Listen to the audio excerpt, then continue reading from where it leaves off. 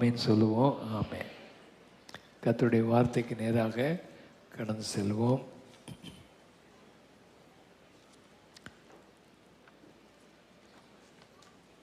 வெளிப்படுத்த விசேஷம் 1ஆம் அதிகாரம் 7ஆம் வசனம். இதோ மேகங்களுடனே வருகிறார், மேகங்களுடனே வருகிறார், கண்கள் யாவும் அவரை காணும், கண்கள் யாவும் அவரை காணும், அவரை குத்தினவர்களும் அவரை காண்பார்கள், அவரை குத்தினவர்களும் அவரை காண்பார்கள், பூமியின் கோத்திரத்தார் எல்லாரும் அவரை பார்த்து புலம்புவார்கள், பூமியின் கோத்திரத்தார் எல்லாரும் அவரை பார்த்து புலம்புவார்கள். அப்படியே ஆகும். ஆமேன். அப்படியே ஆகும். ஆமேன். நல்லா கவனிங்க. மேகங்களுடனே இயேசு வருகிறார். எல்லா கண்களும் அவருடைய வருகையை பார்க்கும். அவரை குத்தி கொன்றவர்களும் அவரை பார்ப்பார்கள். பூமியின் கோத்திரத்தார் சகல ஜாதிகளும் அவரை பார்ப்பார்கள். பார்த்து சந்தோஷப்பட மாட்டார்கள், புலம்புவார்கள். ஏன்? அவர் வருவார் என்று சொன்னதை நம்பி ஆயத்தமில்லாமல் போனவர்கள் அவர் வருகை பயங்கரமாக இருக்கும், ஆகையினால் புலம்புவார்கள். இயேசு இந்த உலகத்தில் வந்து பிறந்தபோது தனியாய் பிறந்தார். ஒதுக்கப்பட்டவராக இருந்தார். சத்திரத்திலும் இடம் கிடைக்காமல் இருந்தார். அவர் பிறந்தபோது அவரை தேட வேண்டியது இருந்தது. மாட்டு கொட்டகையில் அவர் பிறந்தார். ஆனால் அவர் வரும்போது, திரும்ப வரும்போது மேகத்தோடு வருவார், பரிசுத்தவான்களோடு கூட வருவார், வல்லமையோடு வருவார், தூதரோடு கூட வருவார், நித்திரை அடைந்த பரிசுத்தவான்களோடு கூட அவர் வருவார். அவர் வரும்போது அவரை சந்திக்க ஆயத்தமாயிருந்த சபையோ சந்தோஷத்தோடு அவரை எதிர்பார்க்கும். நம்மை சந்திப்பதற்காக நம்மை திக்கற்றவர்களாக விடேன், நான் திரும்ப வருவேன் என்று சொன்னவர் பரிசுத்த ஆவியானவரை உலகத்துக்கு அனுப்பி நம்மை ஆயத்தப்படுத்தி இன்றைக்கு அவருடைய வருகைக்காக நம்மை வைத்திருக்கிற தேவன். அவர் வருவார். மேகங்களோடு கூட அவர் வருவார். மேகத்தோடு ஏன் வருகிறார்? அவர் இந்த உலகத்தை விட்டு போகும்போது அவர் மேகங்களோடு கூட போனார். கலிலேயராகிய மனுஷரே, நீங்கள் ஏன் வானத்தை அண்ணாந்து பார்த்து கொண்டிருக்கிறீர்கள்? உங்களிடத்திலிருந்து எடுத்துக்கொள்ளப்பட்ட இந்த இயேசு எப்படி எடுத்துக்கொள்ளப்பட்டாரோ அப்படியே அவர் திரும்ப வருவார். அந்த 1ஆம் அதிகாரம் 9ஆம் வசனம் சொல்லுது, மேகங்கள் வந்து அவரை எடுத்துக்கொண்டு போனது என்று வேதத்தில் எழுதப்பட்டிருக்கிறது. ஆகினால் மேகத்துக்கு ஏன் ஆண்டவர் மேகத்தோடு வருகிறார்? பைபிளில் 104ஆம் சங்கீதம் 3ஆம் வசனம் மேகத்தை வாசிங்க. தமது மேல் வீடுகளை தண்ணீர்களால் மச்சிப்பாவி மேகங்களை தமது ரதமாக்கி. மேகங்களை ஆண்டவர் தன்னுடைய ரதமாக மாற்றி இருக்கிறார். இந்த ரதங்களில் அவர் ஏறி போனவர் அந்த மேகங்களாகிய அந்த ரதங்களிலே அவர் இறங்கி வருவார். இந்த மியான்மார் போய்விட்டு கல்கட்டா வந்தபோது ஃப்ளைட்டெல்லாம் கேன்சல் ஆகி அங்கே ராத்திரி தங்க வேண்டிய நிலைமை. அதை முடித்து காலையில் வரும்போது இந்த மேக கூட்டங்களை நான் பார்த்தேன். அவைகள் ரதங்கள் போல அப்படி கூட்டம் கூட்டமாய் மேகங்கள் இருந்தது. வெளிச்சமாக இருந்துச்சு. அந்த பக்கம்லாம் வெளிச்சமாக இருந்துச்சு. வர வர நம்ம ஊர் பக்கம் வர வர மேகமெல்லாம் இருட்டாயிட்டு பயங்கரமாக மழை வர்றதுக்கு அது மழையின் தண்ணீர்னால் நிரப்பப்பட்ட மேகங்களாக இருந்தது. நம்முடைய ஆண்டவருக்கு இவையெல்லாம் ரதங்கள் போன்றது. மேகங்கள் ரதத்தில் ஆண்டவர் சீக்கிரம் வரப்போகிறார். வேதத்தை நம்ம படிக்கும்போது யாத்திராகமம் 24:15-16 அந்த மலையின் மேலே மோசே ஜெபம் பண்ண போனான். அப்போ 6 நாள் மேகம் அவனை மூடி இருந்தது. அதனுடைய அர்த்தம் ஜெப மேகம். கைகளை உயர்த்தி, ஆண்டவரே உங்கள் மேகம் ஜெப மேகம், நான் ஜெபம் பண்ண போகும்போது உங்கள் மேகம் இருக்கணும் என் மேலே. நான் ஆயத்தப்படணும் அந்த மேகத்தில் இருந்து.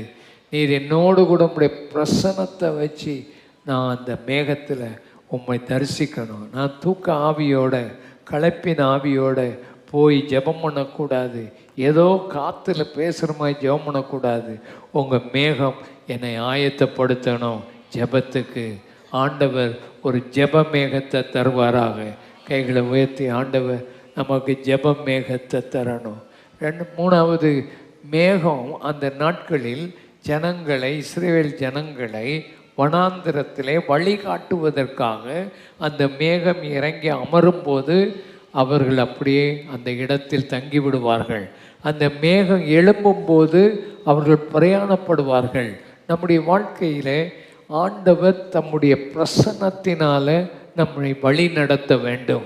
எத்தனையோ காரியங்களில் நம்முடைய வாழ்க்கை பிரயாணத்தில் தீர்மானம் எடுக்க வேண்டும். ஆனால் மேகம் நமக்கு ஆண்டவர் அனுப்பி தருவார். நம்மை வழி நடத்தும் ஒரு மேகம். எத்தனை பேர் விசுவாசிக்கிறீங்க? உங்கள் வாழ்க்கையில் தேவன் உங்களை வழி நடத்துவார். அந்த மேகத்தின் மகிமையை நீங்கள் பார்க்க வேண்டும்.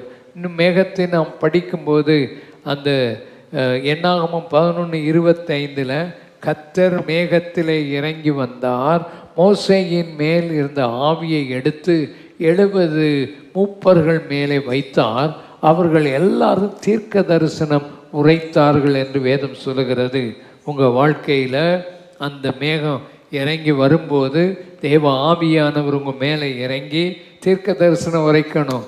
2 பேர் வராமல் ஒதுங்கிட்டான். அவன் மேலே தேவ ஆவியானவர் இறங்கினார்.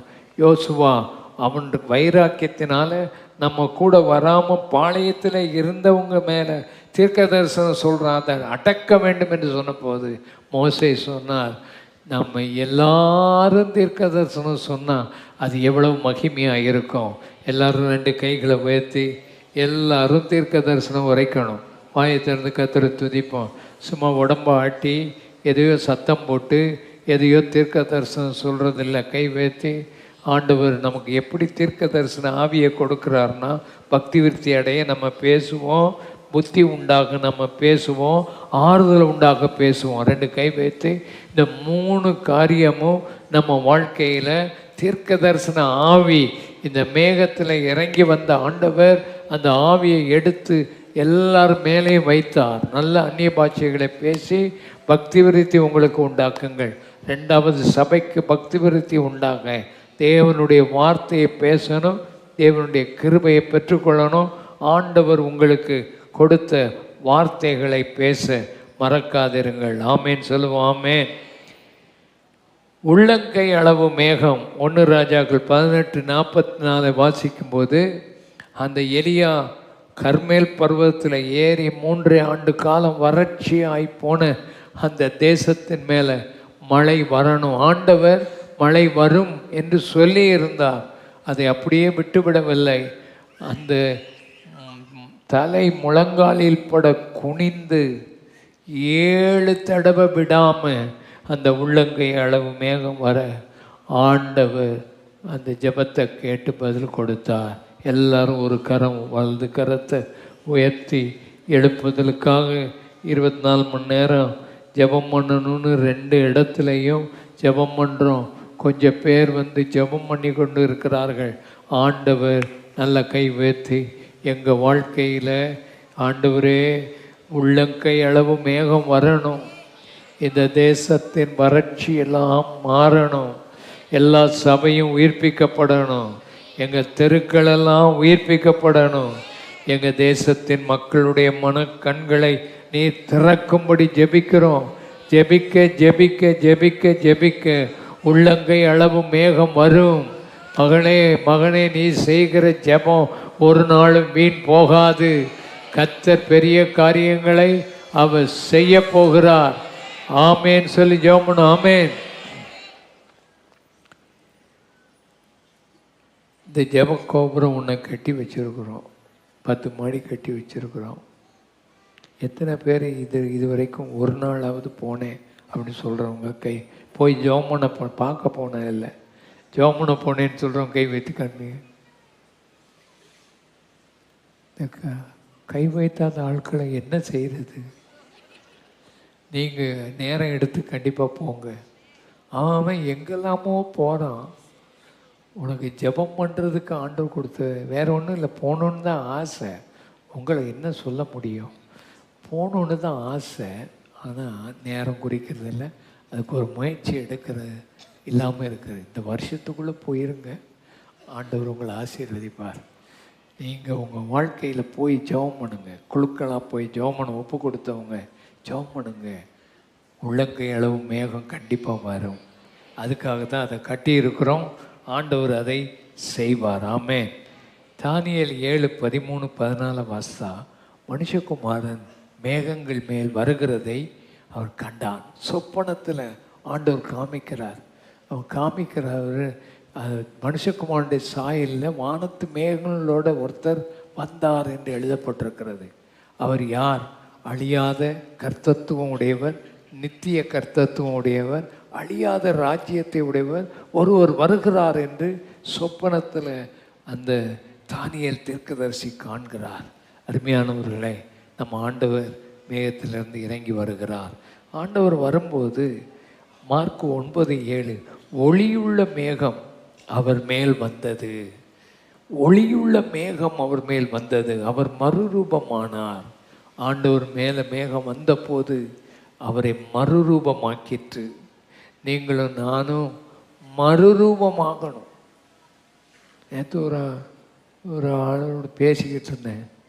3 வயசுலேருந்து இந்த சர்ச்சுக்கு நான் வரேன் அப்படின்னு சொல்லிட்டு அது பேசின பேச்செல்லாம் பார்த்தா மறுரூபமே இல்லை. எனக்கு ரொம்ப வேதனையாக போச்சு. 3 வயசுலேருந்து வர்ற பிள்ளை மறுரூபமாகாமல் கீழே வீட்டில் இருக்கிற மாமியார் மாமனவரோட பேச்சு கிடையாது. எப்படின்னு தெரியல. பாவம், அது பாவம் விளங்க மாட்டேங்குது. சில ஆட்களுக்கு எவ்வளவுதான் மறுரூபத்தை பற்றி பேசினாலும் விளங்கவும் விளங்க மாட்டாங்க. உன் வாழ்க்கையில் மறுரூபத்தை பற்றி பேசி உன் சாயல் மாறலைன்னா எப்படி இயேசு வருவார்? உன் சாயலை மாற்றணும். அல்லேலூயா சொல்லுங்க. அல்லேலூயா.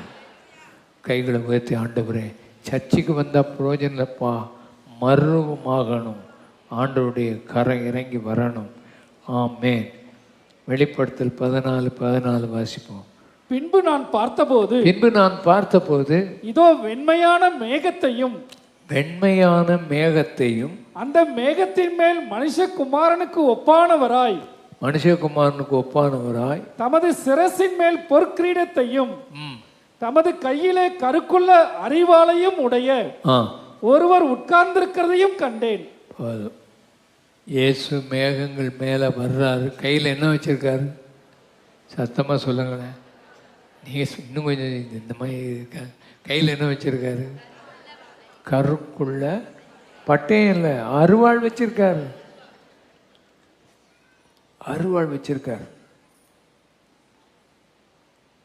நியாயாதிபதியாக வரப்போகிறார். முதல் முறையாக வரும்போது கையில் ஆணி அவருக்கு இருந்துச்சு. கையை எல்லாரையும் ஆசீர்வதிச்சு வியாதியை சுகமாக்கி ரட்சித்தது. சின்ன பிள்ளைகளை கண்டு ஆசீர்வதிப்பார், எல்லாரையும் ஆசீர்வதித்தார். ஆனால் இனிமேல் வரப்போகிற அந்த ஆண்டவர் மேகத்திலிருந்து வருவார், கையில் அருவாளோடு வருவார். அதனால் உங்கள் வாழ்க்கையில் நியாயாதிபதியாய் வரப்போகிறார். உங்கள் வாழ்க்கையில் ஆண்டவரை நீங்கள் அறிந்து கொள்ளுங்கள். 2வது, ஆண்டவர் ஏன் வருகிறார்? அவருடைய வருகையில் அவர் தேற்றுகிற ஆண்டவராய் வருவார். அவருடைய வருகை நம்மை தேற்றும். அவருடைய வருகையில் அந்த 1 தெசலோனிக்கர் 4ஆம் அதிகாரம் கடைசி வசனத்தை வாசிங்க. 1 தெசலோனிக்கர் 4 கடைசி வசனம். ஆகையால் இந்த வார்த்தைகளினாலே நீங்கள் ஒருவரை ஒருவர் என்ன செய்யுங்கள்? தேற்றுங்கள். நீங்கள் ஒருவரை ஒருவர் தேற்றுங்கள். இயேசு வருகிறார் இந்த பூமிக்கு, தேற்றுவதற்காக வருகிறார். யாரோடு கூட அவர் வருகிறார்? நித்திரை அடைந்த பரிசுத்தவான்களோடு கூட வருகிறார். நித்திரை அடைந்த மக்கள், மரித்து போன பரிசுத்தவான்கள், அவர்கள் இப்பொழுது அவரோடு கூட இருக்கிறார்கள். அவர் இந்த பூமிக்கு வரும்போது அவர் தனிமையாய் வரமாட்டார். அந்த பரிசுத்தவான்களோட சேர்த்து அவங்கள கூட்டிகிட்டு வர்றார். கொரோனா காலத்தில் நம்ம சபையில் 89 பேர் மரித்து போனார்கள். நல்ல விசுவாசிகள், நம்மை விட மோசமானவர்கள் அல்ல, நீதிமான்கள், நல்ல விசுவாசிகள் மரித்து போனார்கள். நம்முடைய ஊழியர்கள் தங்களுடைய ஜீவனையும் பாராமல் போய் அடக்கம் பண்ணியிருக்கிறாங்க. இவங்களெல்லாம் நாம் ஒரு நாள் பார்க்க போகிறோம். எத்தனை பேர் அதை விசுவாசிக்கிறீங்க? அதுதான் நம்முடைய ஆறுதல். நம்முடைய தேவன் மரித்தோருக்கு தேவன் அல்ல, அவர் உயிருள்ளோருக்கு தேவன். அல்லேலூயா. அவர்களெல்லாம் உயிரோடு கூட இருக்கிறார்கள். அவர்களை நாம் கண்ணார பார்ப்போம். உங்களை விட்டு போனவர்கள் நீங்கள் அவங்கள பார்ப்பீங்க என்ற அந்த விசுவாசம்தான் நம்மளை ஆறுதல் படுத்துறது தான் அவர் வர்றார். அவங்களோட கூட வருவார். ஆமென். அல்லேலூயா. ஆண்டவர், இதெல்லாம் சத்தியம், இதெல்லாம் உண்மையான வார்த்தைகள், இதெல்லாம் கட்டுக்கதைகள் அல்ல, இதெல்லாம் உண்மையான வார்த்தைகள். இயேசு வருவார் என்பது பொய்யல்ல. அவர் வருவார்னு சொன்னார், இன்னும் வரலன்னு சொல்லி சோர்ந்து போகாது. சத்தியமா, திட்டமா, நிச்சயமா என் இயேசு வருவார். அல்லேலூயா. கண்ணீரோட சொல்றேன், என் இயேசு வருவார். நம்மளையெல்லாம் ரட்சித்து திக்கற்றவர்களாம் இந்த பூமியில கோபாக்கினைக்கு விட்டு போக மாட்டார். நம்ம எல்லாம் சேர்ப்பதற்கு இந்த மணவாளனாகி இயேசு வருவார். ஆமென். இந்த உலகத்தில் உனக்கு சரியான மணவாளன் இல்லாட்டாலும் பரவாயில்ல, உனக்கு ஒரு ஆத்தும மணவாளன் வருவார். அவர் வரும்போது சந்தோஷமா அவரை பார்ப்பார். உன் சொந்த கண்கள் அவரை காணும். நீ இப்பொழுது விசுவாசத்தோடு அவரை பார்த்து கொண்டிருக்கிறாய். ஒரு நாள் நேரடியாய் அவரை பார்க்கும்போது உனக்கு சொல்ல முடியாத ஒரு சந்தோஷம், ஒரு சமாதானம் உன் வாழ்க்கையில் இருக்கும். அவர் சீக்கிரமாய் வரப்போகிறார். ஆகினால் உனக்கு ஒரு ஆறுதலாக இருக்கும். ஒரு ஈசாக்குக்கு துக்கம் இருந்தது, ஒரு ரெபெக்காளை கண்டபோது துக்கம் மாறினது போல உன் வாழ்க்கையில் இருக்கிற துக்கமெல்லாம் ஆண்டவரை பார்க்கும்போது மாறிவிடும். ஹல்லேலூயா. கைகளை உயர்த்தி, உன் துக்கமெல்லாம் மாறிவிடும், உன் வேதனையெல்லாம் மாறிவிடும். நீ தினந்தோறும் கண்ணீர் வடிச்சுக்கிட்டே இருக்கிறார், அதை கணக்கில் ஆண்டவர் வைக்கிறார். உன் கண்ணீர் யாவையும் துடைப்பார். யோபு 19:25 வாசிப்போம். யோபு 19:25. மீட்பர் உயிரோடு இருக்கிறார் என்றும், மீட்பர் உயிரோடு இருக்கிறார் என்றும், அவர் கடைசி நாளில் பூமியின் மேல் நிற்பார் என்றும், கடைசி நாளில் பூமியின் மேல் நிற்பார் என்றும் நான் அறிந்திருக்கிறேன். நான் அறிந்திருக்கிறேன். இந்த என் தோல் முதலானவை எல்லாம் அழுகி போன பின்பு என் மாம்சத்தின் தேவனை பார்ப்பேன். அடுத்தது அவரை நானே பார்ப்பேன். எல்லாரும் கை வைத்து, ஆண்டவரே, ஆண்டவரை யார் பார்ப்பா?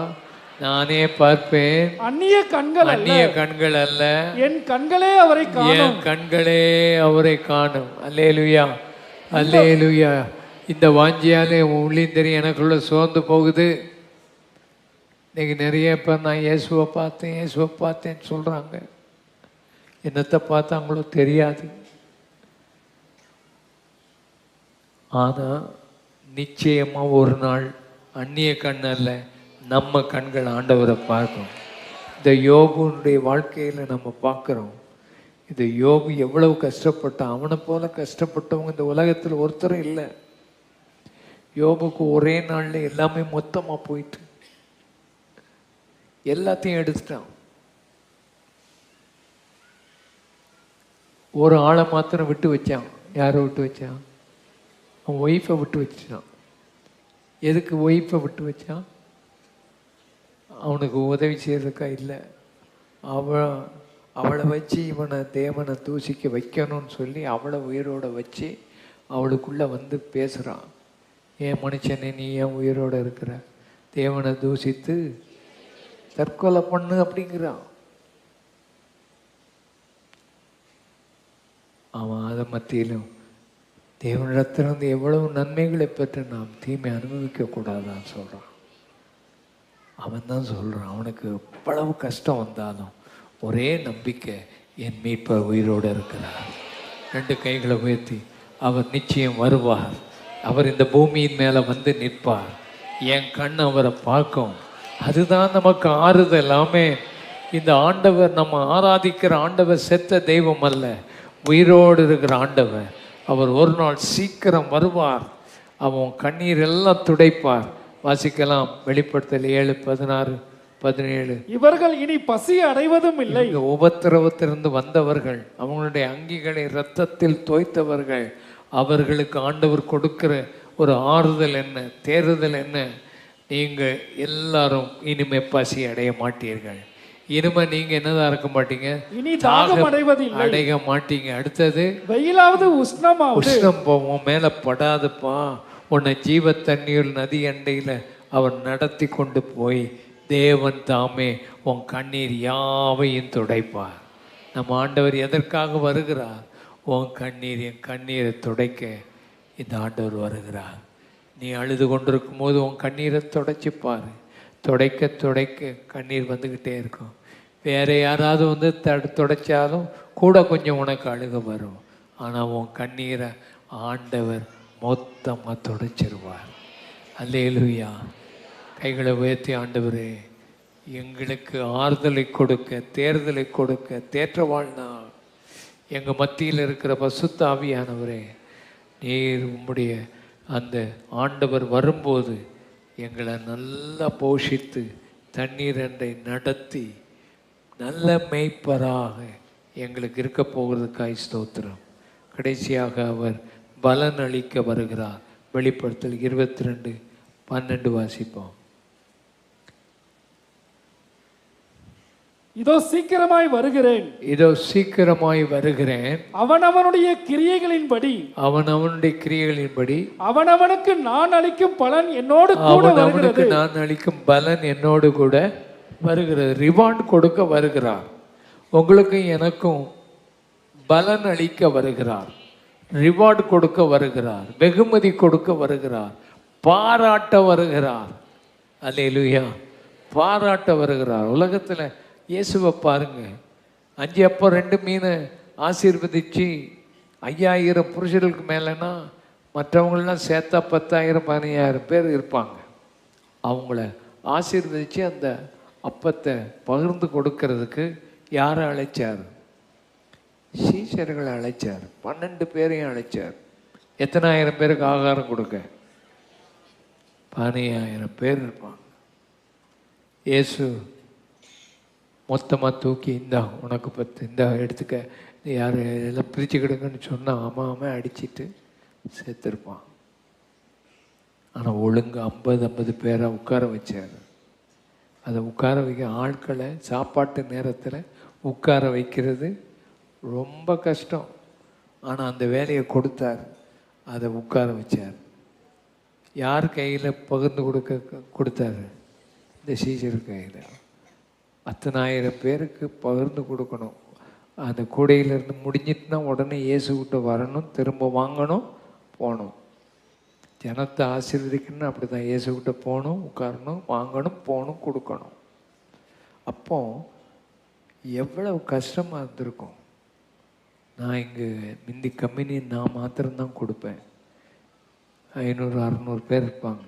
அவங்க ஒவ்வொருத்தருக்கும் குனிஞ்சு குனிஞ்சு குனிஞ்சு கொடுக்க இடுப்பு வலிச்சு போகும். ஆனால் இந்த சீஷர்கள் அவ்வளோ கஷ்டப்பட்டு வேலை செய்தாங்களே. சும்மா விட்டார் அவரை? அவங்கள என்ன கொடுத்தாரு? என்ன கொடுத்தாங்க ஒன்றும் தெரிய மாட்டேங்க. என்ன கொடுத்தார்? மீதம் எத்தனை கூட நிறைய எடுத்தாங்க? 12 கூடன்னு அர்த்தம் என்ன? எத்தனை சீஷர்கள் இருக்கிறாங்க? மற்றவங்களுக்கெல்லாம் கொஞ்சம் கொஞ்சம் கொடுத்து அவங்க பசியை தேர்த்துட்டு இவங்க வேலை செய்தவங்களுக்கு எத்தனை கொடுத்தார்? ஆளுக்கு ஒரு கூட கொடுத்தார். அல்லேலூயா. இந்த 12 பேருக்கு 6 கூடை கொடுத்துருந்தானே இவனுக்குள்ளே சண்டை வந்திருக்கும். ஆனால் இவன் செய்த வேலைக்கு அத்தனை பேருக்கும் கரெக்டாக ஆளுக்கு ரிவார்டு கொடுத்தார். நீ ஆண்டவருக்கு ஊழியம் செய்தால் உன்னைய சும்மா விட மாட்டார். எத்தனை பேர் அதை விசுவாசிக்கிறீங்க? சும்மா உன்னை அனுப்ப மாட்டார். உனக்கு ரிவார்டு கொடுப்பார். ஆண்டவர் ஒருத்தனுக்கு 5 தாலந்து கொடுத்தார், ஒருத்தனுக்கு 2 தாலந்து கொடுத்தார், ஒருத்தனுக்கு 1 தாலந்து கொடுத்து போய் வியாபாரம் பண்ணுங்கன்னு சொன்னார். 5 தாலந்தை பெற்றவன் எத்தனை தாலந்து கொண்டு வந்தான்? 10 தாலந்து. அவனை சும்மா விட்டாரா? 10 தாலந்து விட்டான். உத்தமமும் உண்மையும் உள்ள ஊழியக்காரன். நீ கொஞ்சத்தில் எப்படி இருந்தா? உன்னை அநேகத்தில் நீதிமான வைப்பேன்னு சொல்லி என் சந்தோஷத்துக்குள்ளே போ, நீ பிரவேசி என்று சொல்லி அந்த ஒரு தாளந்து வச்சிருந்த சோம்பேறி ஒன்றும் செய்யாமல், ஒரு ஊழியம் செய்யாமல், ஒரு ஆத்துமாவை ஆதாயப்படுத்தாமல் இருந்தவனை பார்த்து பொல்லாத சோம்பலமான ஊழியக்காரன் இவனை கட்டுங்கன்னு சொல்லி கட்டி உபாதிக்கிற இடத்துல கொடுத்துட்டு அவன் கையிலேருந்து ஒரு தாளந்து எடுத்து யாருக்கு கொடுத்தாரு? 10 தாளந்து உள்ளவனுக்கு ரிவார்டு கொடுப்பார். நீ ஆண்டவருக்கு உற்சாகமாக ஊழியம் செய்துப்பார், உனக்கு ஆண்டவர் ரிவார்டு கொடுப்பார். அல்லேலூயா. 2 கைகளை உயர்த்தி ஆண்டவர் உனக்கு கண்டிப்பாக ரிவார்டு கொடுப்பார். உனக்கு நல்ல வார்த்தைகளை சொல்லி பாராட்டுவார். உனக்கு மேன்மையான காரியத்தை செய்வார். மல்கியா தீர்க்கதரிசன புஸ்தகம் 3ஆம் அதிகாரம் 17-18ஆம் வசனத்தை நாம் வாசிக்கும் போது, என் சம்பத்தை நான் சேர்க்கும் நாளிலே, என் சம்பத்தை சேர்க்கும் நாள். நீங்களும் நானும் யாரு? அவருக்கு சம்பத்து. சம்பத்துனா என்னது? சொத்து. நீங்களும் நானும் ஆண்டவருடைய சொத்து. எத்தனை பேர் விசுவாசிங்க? நல்ல கை வைத்து கத்துற. இப்போ உலகத்துக்கு தெரியாது, உலகத்துக்கு நீ ஆண்டவருடைய சொத்துன்னு தெரியாது. உன்னை முத்திரை போட்டு வச்சிருக்கிறார். உன்னை வெளியேறப்பட்ட ரத்தத்தினால உன்னை மீட்டு எடுத்து வச்சிருக்கிறார். இந்த உலகத்துக்கு உன்னை பற்றி தெரியாது. நீ ஆண்டவருடைய சொத்து. அவருடைய சொத்தை எடுக்க சீக்கிரமாக வரப்போகிறார். அவர் சம்பத்தை சேர்க்கும் நாளில் அவர்கள் என்னுடையவர்களாய் இருப்பார்கள் என்று சேனைகளின் கர்த்தர் சொல்லுகிறார். என்னுடையவர்களாய் இருப்பார்கள். ஆண்டவருடைய சொந்தம் நீ, அவருக்கு சொந்தம். என்னுடையவர்களாய் இருப்பார்கள். ஒரு மனுஷன் தனக்கு ஊழியம் செய்கிற, மனுஷன் தனக்கு ஊழியம் செய்கிற தன்னுடைய குமாரனை கடாட்சிக்கிறது போல, குமாரனை கடாட்சிக்கிறது போல நான் அவர்களை கடாட்சிப்பேன். நான் அவர்களை கடாட்சிப்பேன். அப்பொழுது தகப்பன் தன் பிள்ளை ஒருத்தன் ஊழியம் செய்தானா அவனை கடாட்சிப்பது போல, அவனை கட்டி பிடித்து அவனை ஆசீர்வதிப்பது போல தகப்பன் உன்னை ஆசீர்வதிப்பார் ஊழியம் செய்யும் போது. அடுத்தது, அப்பொழுது நீங்கள் நீதிமானுக்கும் துன்மார்க்கனுக்கும், நீதிமானுக்கும் துன்மார்க்கனுக்கும், தேவனுக்கு ஊழியம் செய்கிறவனுக்கும், தேவனுக்கு ஊழியம் செய்கிறவர்களுக்கும், அவருக்கு ஊழியம் செய்யாதவனுக்கும் இருக்கிற வித்தியாசத்தை, அவருக்கு ஊழியம் செய்யாத இருக்கிறவனுடைய வித்தியாசத்தை திரும்பவும் காண்பீர்கள். திரும்பவும் காண்பீர்கள். ஏற்கனவே ஆண்டவருக்கு ஊழியம் செய்கிறவங்களை ஆண்டவர் ஆசீர்வதிக்கிறார். எத்தனை பேர் விசுவாசிக்கிறீங்க? ஆனால் ஆண்டவருக்கு ஊழியம் செய்வது என் சிலாக்கியம், என் பாக்கியம். உலகத்தில் எத்தனை கோடி இருந்தாலும் இந்த ஆண்டவருக்கு ஊழியம் செய்வது போல சந்தோஷம், மகிழ்ச்சி, ஆசீர்வாதம் வேறு ஒன்றுமே இல்லை. நீங்கள் தான் ஊழியக்காரர்கள். நீங்கள் நினைக்கிறீங்க இந்த ஃபுல் டைமில் இருக்கவங்க தான் ஊழியக்காரங்கன்னு. இல்லை, ஏமாந்து போகாது. இந்த புதிய ஏற்பாட்டு காலத்தில் இருக்கிற அத்தனை விசுவாசிகளும் ஊழியக்காரர்கள்.